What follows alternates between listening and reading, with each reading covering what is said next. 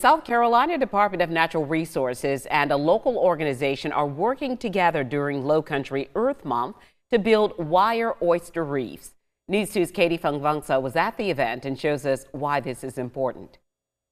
Volunteers are working hard to turn this square of wire into these manufactured reefs, which will be placed into our Lowcountry waterways to support a healthy marine environment.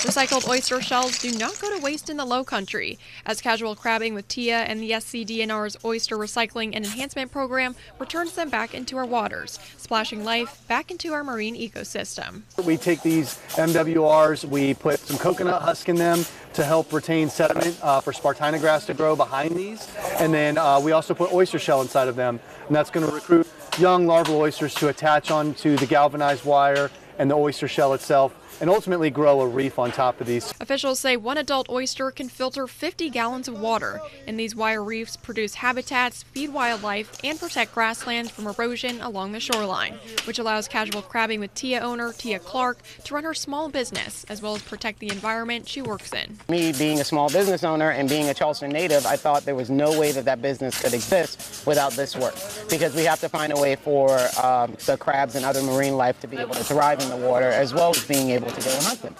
Officials say volunteering is critical, as they typically make between 25 to 75 reefs during one event, and both organizations rely on volunteers for help from start to finish.